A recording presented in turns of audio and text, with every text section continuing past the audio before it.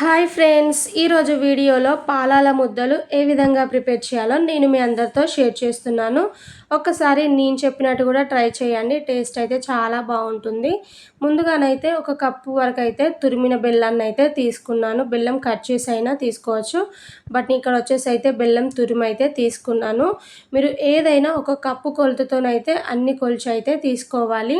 So నేనైతే బెల్లం ఏ కప్పుతో తీసుకున్నానో అదే కప్పుతోని 3 కప్స్ వరకు అయితే బురుగులను అయితే తీసుకుంటున్నాను. సో నేను తీసుకున్న బెల్లానికి ఈ బురుగుల క్వాంటిటీ అనేది కరెక్ట్గా సరిపోతుందన్నమాట. సో మీరు తీసుకున్న బురుగులు కనుక కాస్త మెత్తగా ఉన్నట్టయితే స్టవ్ పైన గిన్నెను పెట్టుకొని వీటిని వేసుకొని అయితే 3-4 నిమిషాల పాటు అయినా కానీ వేయించండి, క్రిస్పీగా అవుతాయి. బట్ నేను ఇక్కడ వేయించాల్సిన అవసరం లేదు, నాకు బురుగులు అయితే చాలా క్రిస్పీగా ఉన్నాయి అన్నమాట. సో అందుకే నేనైతే వేయించడం లేదండి. ఒకవేళ మెత్తగా ఉన్నట్టయితే మీరు వేయించుకుంటే సరిపోతుందన్నమాట. సో 1 కప్పు బెల్లానికి 3 కప్పుల బురుగులు అయితే మనకి క్వాంటిటీ అనేది కరెక్ట్గా సరిపోతుంది. సో ఇప్పుడైతే స్టవ్ ఆన్ చేసుకొని అయితే గిన్నెను పెట్టేసుకొని 1 కప్పు వరకు బెల్లం తురుమునైతే వేస్తున్నాను. బెల్లం అనేది తొందరగా కరగడం కోసం అయితే ఇందులోకి 1 నుంచి 2 టేబుల్ స్పూన్ల వరకు వాటర్ అయితే వేయండి. ఇలా వాటర్ వేయడం వల్ల ఏంటంటే మనకి బెల్లం అనేది తొందరగా కరుగుతుంది. ఆల్రెడీ బెల్లం కరగడం కూడా స్టార్ట్ అయింది కదా.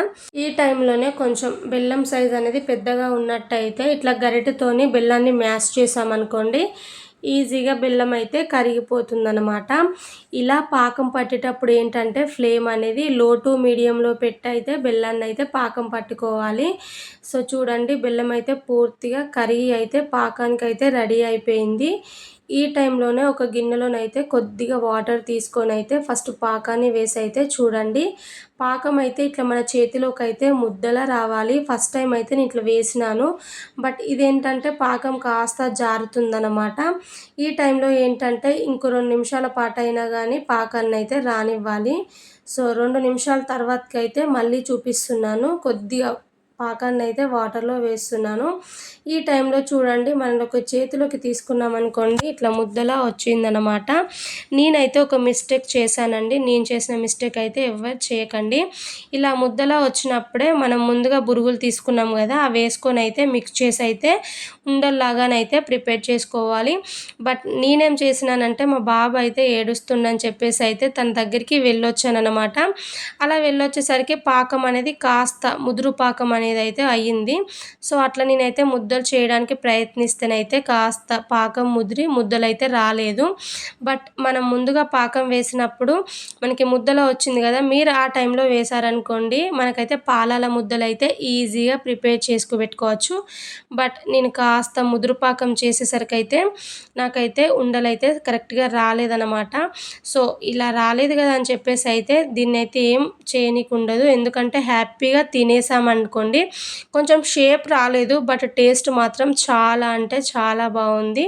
బట్ ఇంకా పిల్లల కోసం అని చెప్పేసి అయితే ఇట్లా చిన్న గిన్నెలలో వేసి అయితే ఇచ్చేసానన్నమాట. చాలా హ్యాపీగా తినేసారు. టేస్ట్ అయితే అదిరిపోయింది. నాకైతే ఇలా ప్రిపేర్ చేసి తింటుంటేనైతే నా చిన్నప్పటి డేసే నాకైతే గుర్తుకొచ్చాయి.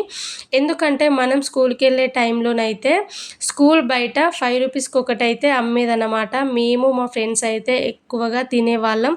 టేస్ట్ అయితే చాలా బాగుంటాయి కదా ఇలా చేస్తేనైతే.